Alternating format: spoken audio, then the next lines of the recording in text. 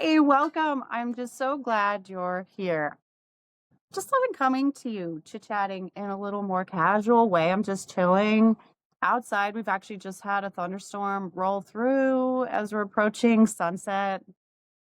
Thunderstorms late summer in the afternoon. Unsurprising, but I still hear a few rumbles. So we'll see what happens. But this summer has been, it's not over yet.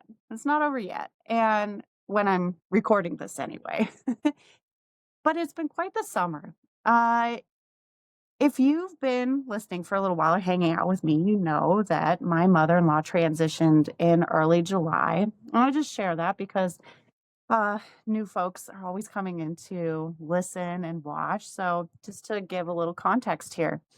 And her celebration of life was then just a few weeks after she transitioned. And so it was just 2 weeks actually. And honestly, I felt like I didn't have anything to wear. And so what I'm talking about in this episode is three dresses and a funeral. So a little bit of a cheeky title, but this was such a big lesson for me that I wanted to share with you. And an unexpected lesson, honestly. One I have learned, but you know what? Different phases, different stages, we see things differently. And lessons come to us then at higher levels for us to continue to rewire, reprogram, raise our frequency, decode our emotions, our soul speaking to us to continue to rise higher. And so this is really about two things for me: one, help, and two, control. So let me give you a little bit of context here, get into the story here. So my mother in law transitioned, and I'm like, I had this immediate boom, what am I going to wear? And the image just came to me. I saw this dress, halter top, floral, bright, tropical flowers, colorful, just radiant, summery, bright, cheerful, joyful. I'm like, that is perfect because I'm like, I want to wear color and flowers and brightness, joyful, radiant, like vibrant, alive colors for a dress to go to my mother in law's celebration of life because she loved flowers. She loved flowers. She loved color. She loved it so much. Like, even ask her children. They cannot tell you what her favorite color is. And honestly, I was thinking about this the other day. I can't either. She loved color. And so I'm like, the more color, the brighter, the cheerful, and flowers. She was a master gardener and loved flowers. And I'm like, that's the thing to wear. This is a celebration. This is joyful. I'm bringing light and vibrance and just that radiant feeling of being alive. This is what I want to wear. Found the dress. It's custom, handmade in Bali. And I'm like, oh, is it going to get here in time? It's only 2 weeks. And like looking at everything, yeah, it should come in time. Even talking with the company, like, yeah, it should come in time. So I order it. Takes about a week for them to make. And then I'm like, okay, I've only got a week left for it to get here, but it's coming DHL Express from Bali. That's going to be fast, right? Get the tracking information. Yeah, it's not going to come until maybe 3 days after my mother-in-law's celebration of life. Okay, now what? And I was so miffed at this. Like, honestly, full confession, I spent an entire day when I got the tracking information, pretty much an entire day. I saw it in the morning. I was crying. I was so just honestly kind of despondent about this because I couldn't understand. I'd had this just, I mean, clear as day vision of this dress, and I knew I was going to wear it. I just knew, like, inside, that knowing feeling. I could picture myself wearing it in the church at the ceremony with my husband, with my daughter, with my parents, like the whole thing. I was so in a knowing that, yes, this was happening. And I'm like, why is this not happening? Okay. And then shift. It could still happen. Tracking changes all the time. Maybe it gets to the US and they can expedite it. We're just going to, okay, but you know what I'm going to do? I'm going to order a second dress, a backup dress. Found another amazing, beautiful, floral, bright, cheerful gorgeous summer dress. It can't come to my house in time. I can ship it to my parents' house because they were going to come to the ceremony, but not come to the Tri Cities, Washington, where the ceremony was until after I'd already gotten there. So it could get to their house on time, and then my mom and dad could bring it to me. Okay, great. Backup dress. It's just fine. Get to the Tri Cities, right? My parents come. They bring the dress, the second dress, right? The second dress. My mom didn't tell me because she didn't want to upset me. She tried to fix it and she actually did an amazing job, and probably no one would have ever noticed. But there's a hole in the dress and there's a whole bunch of black, like grease stains on the dress. And it's like orange and reds and pinks. And like, you can see it, right? You can see it. Can't wear the second dress. I don't have a dress to wear to my mother's celebration of life. And it's tomorrow, right? It's tomorrow. Got nothing. Nothing. I brought a dress with me, but it is not at all like in the cheerful, the bright, the vibrant. Like, I'm not feeling it. I'm not feeling it. And I'm just, what is going on here, universe? Like, what do I need to see here that I am not seeing? My husband's like, you know what? You know what we're going to do? There's this one shop down the street. We're going to go and stop there on our way to lunch in the park, where we're going to have a park lunch down by the river and just like be at peace and chill. But we're going to stop at this dress store. Teal, you're going to go into that dress store and see what they have. See what they have. Maybe they have a dress for you. My wise, saintly husband helping diffuse me, and we go to this dress shop and I'm just like, I'm grieving. I'm sad, right? There's emotion. I go into this beautiful store and there are these two wonderful women there at the counter, and I start crying. Perfect stranger. I'm out of town. I'm just spilling my guts on them. Like, I'm sad and upset. My mother-in-law's ceremony is tomorrow. I got nothing to wear. I've had two dresses I've already ordered. One couldn't come in time. The next one came with a hole. I'm just like, bleh, vomiting words and emotion and tears all over them. And they're just looking at me with the most incredible kindness, loving, and compassionate faces. Like, I think about it now and I still get choked up, because talk about the kindness of strangers and the strangers just making space for you with love and compassion and caring and generosity that I didn't ever expect. And here I'm feeling like, who is this person who is just dumping on strangers? I don't do that. Who does that? I don't do that. That's not me. I'm generally a much more private, composed, put together, measured person. Talk about that in other podcast episodes, how that's actually a trap. But incredibly, what turned out to be the owner of the shop then came out from behind the counter and they're just like, how can I help you? And she comes over and she just puts her arms around me. I'm getting emotional just thinking about it. And that's okay. Emotions of just appreciation and absolute gratitude and grateful for the beauty of this world and really the beauty of how human beings can be to one another. And she just gives me this huge hug and she's just like, okay, what do you want to wear? We got dresses. They had tons of the most gorgeous, amazing dresses. I didn't have much time. Otherwise, I would love to be in that shop for quite some time. It was an amazing shop. Um, and actually, I'll give it a shout out too, because if you're ever in Richland, Washington, go to Tulip. It's on George Washington Way, at the kind of south end of town. I mean, gorgeous. And what turned out to be the owner was there and she helped me. Long story short, I'm there trying on dresses, got the perfect dress. It was beautiful. It is beautiful. And got it, wore it at the ceremony. And you know what? Even at my mother-in-law's celebration of life. So my two sister-in-laws are there and they're like, oh, I didn't really have time to get the dress I wanted, but I wanted to wear flowers and cheerful and bright and all of this. And they had flower dresses too. Um, but they saw mine and they're like, oh, I wanted to get something like what you had. And I was thinking the same thing, flowers and cheerful and bright and color. And I'm like, oh, yes, yes, this is okay. This was right. This was good. And had such peace about the dress. It's gorgeous. I'm gonna have like pictures and stuff of all three dresses because it's so funny. But the lessons of all of this, right? Have you picked up on some of them already? I mean, okay, start with I had this vision, I just knew, a knowing about the first dress. But what did I do? I got into attachment about what it had to look like. Yes, I had to wear this dress in this way with this look to the ceremony. Attachment.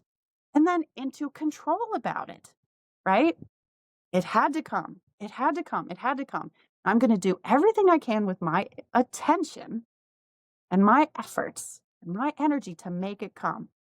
I'm going to keep focusing on the is it arriving yet? What's the tracking date? Checking the tracking date multiple times a day. What is that emotion and energy?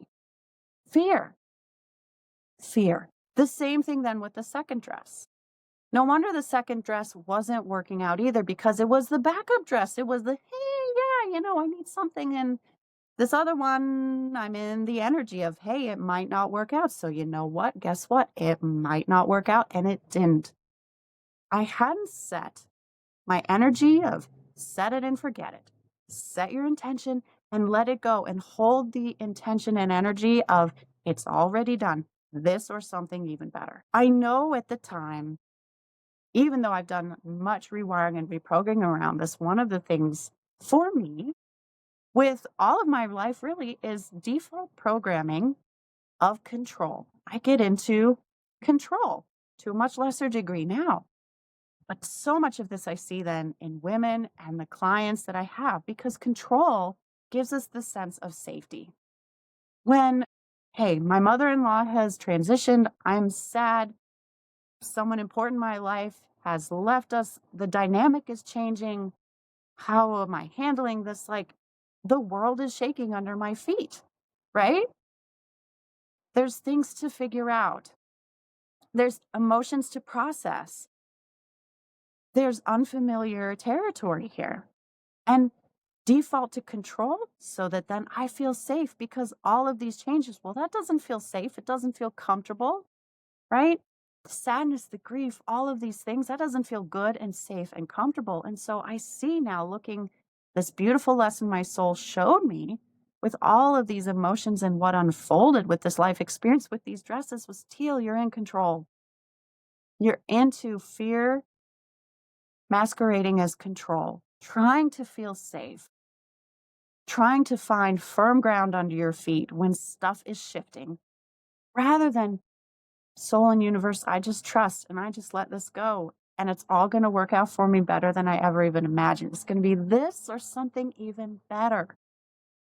So that was a huge lesson for me of, Teal, look where you're still into control and look where when life is getting a little bit squeezy and there's pressure and discomfort and big emotions, look where you went, Teal. Control. See that? Okay. There is work for me still to do here. So where are you getting into control? Is control part of your default programming? And what is control really hiding? It's hiding your fear. Fear that if you let go, fear that if you're not in control, it's not going to work out. Who's going to take care of you? Who's going to make this right? Who's going to handle all the things? It's the universe. The universe is going to take care of it. The universe is going to handle all those things. The universe is going to take care of you better than you ever even imagined and already has. Holding that energy of trust, of release, of allow, letting go, this or something even better, better than I ever even imagined. And holding that loving frequency for yourself and trusting and allowing yourself to hold that energy and trusting then the universe to respond in kind and reflect that back to you. So, where are you in control? And then the second thing that just, I've done much work on this as well, but it's help. The amazing women at the shop, and of course, even my mom and dad, like asking for their help to get that second dress to me, which they so generously did. They washed it, they cleaned it, they steamed it so it wasn't wrinkled. They even tried to get the stains out, like this whole thing. And they were so concerned about telling me, like, hey, it's messed up. They tried to fix it, like all these things, just the incredible help and generosity of my parents. But then the help and kindness of strangers in a time where I wasn't necessarily looking for help, but yet help was there, and I didn't even know I needed the help because I had resistance to going and buying another dress. And yet my husband showed me a path forward, and it turned out to be the this or something even better. It was the even better path. And it all worked out. And just how much resistance I've had in my life as another default programming to not ask for help, whether I needed it or not. Like, yeah, I really need help, but I don't want to ask for help because it might inconvenience someone. Asking for help makes me feel look weak. I always have it together. I'm the one everybody else turns to for help. I'm the one that always has it figured out. I'm the smart one. I'm the creative one. I'm the problem solver, blah, blah, blah. Like, I don't ask for help, right? Because I can take care of it myself. I'm also capable, I'm confident, highly skilled. I'm good at what I do. I always figure everything out. Story, story, story, story. All these reasons why I don't ask for help. And I see that of course, in my childhood, both of my parents, of course, are amazing people, very capable, take care of themselves, like self-supporting, like all of these things. They're the first ones to trip all over themselves, to run around like crazy to help other people and lend a hand, but they don't want to put anybody out to ask for help for themselves if they need it. They like to take care of things themselves, so I know where I get it from. But this even reflected with me even more, where we're in this tumultuous world right now where if you look in certain ways and certain perceptions, you see the world as this just dark, ugly, crazy place. And honestly, yeah, it does look like a dumpster fire. But at the same time, it's also beautiful. Where do you place your attention? And so if you look at the world all the time like it's falling apart and it's a dumpster fire and everything is crazy and chaos and war and fear and hate and unkindness and violence, well, yeah, you don't trust people. You don't see the kindness. You don't see that strangers can help you and be caring because you know what? Honestly, we're afraid then of strangers. And so that makes us even less inclined to reach out for help because you're like, hey, if I ask this person, I don't know what they think or how they respond or what their ideology is or any of that. Are they going to hurt me? What's that even look like? Right? Fear. But if we see the world as this gorgeous, beautiful place, like this nature that I'm sitting in right now, it smells so good. We've had that thunderstorm, there was rain, there was even hail. Fortunately, I'm seeing my flowers and tomatoes I don't think got too trashed by the hail. Yay! But it smells so good right now. The sun is starting to set. You can see the soft light. It's a little less smoky today. It smells fresh and clean and that after rain dampness and the juniper. Oh, it just smells so good. I wish I could share it with you with smell-o-vision. It smells so good. I just love that smell so much. But if you're looking at the world as it's a beautiful place, if you're looking at the world as the universe is created purely out of love and everything else is an illusion, if you set the intention to see love and compassion and kindness in every circumstance, that reflects back to you. That reflects back to you. And then you see that people are kind. You see that people will help you. You see that people do help you, that they do love. We are kind and compassionate and generous. And that's a beautiful thing. And that can give you so much peace to reach out for help. And truth be told, when you get people on their own and you get them honestly out of group settings, you get them away from the rhetoric, you get them away from the groups and ideology and all of the other things, you get them away from pressure. When you are just human to human and connecting, our souls speak to one another, and you start to sense and feel that even more. And our natural tendency is toward love. And so we then share that with each other. And this was just so beautiful to me of just help is always there. Will we ask for it? And it's okay to ask for it. And also just the kindness of strangers, a renewal in appreciation and honor and trust in fellow man and woman and child. Because when you do step into that trust, the universe reflects that back to you. But if you think people are out there and they're not going to help you, what energy are you putting out with that as well? The universe reflects that back to you. And you wonder why you don't receive help. You wonder why maybe people are responding how they do to you. But if you are carrying the frequency of love out to others, well, then that comes back reflected to you as well. And this was also, excuse me, so powerful for me because sometimes I think if you listen to some of my other episodes, like Find the Kind, my past stories about how I'm not a kind, caring, and compassionate person. And this was proof again to me of Teal, you are a loving, helping, kind, caring, compassionate person because you know what? I went into that shop and bought that third dress. And what was reflected back to me, even though I was an absolute crying mess, if this wonderful women could even understand me, I did send them a thank you note once I got home. I'm just so grateful to them. Um, of the universe reflects us, and it reflected back to me how these women were treating me and caring for me. Well, you know what? I experienced that because that's how I treat other people, with caring and compassion and love and generosity and kindness and help. And that was just another soul message for me and lesson. So, where are you showing up in fear with other people? Where are you not into trust and caring and kindness and sending that love out to other people because you are hiding behind this mask of take care of it myself? If you are hiding behind a mask of, hey, people, if I reach out, what do they think of me? Maybe they're going to hurt me. Maybe they think I'm weak. Maybe they think that I don't know what I'm doing, yada, yada, yada. Where are you hiding and not asking for help, whether you need it or not? Being open to asking that help and that it's safe to ask for help.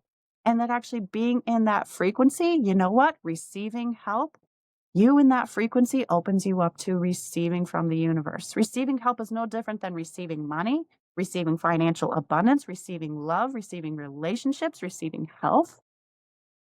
You allowing yourself to open up and trust and receive help from other people with your plumbing, with your car, with whatever it is. It's exercising your receiving energy, your receiver muscle, to then receive everything else the universe is sharing with you in your life. So I just wanted to share those thoughts with you on those few things and this amazing story I've had. I trust that it has brought you something special and helpful as well. And as always, shine bright. I'll see you in the next one. Bye.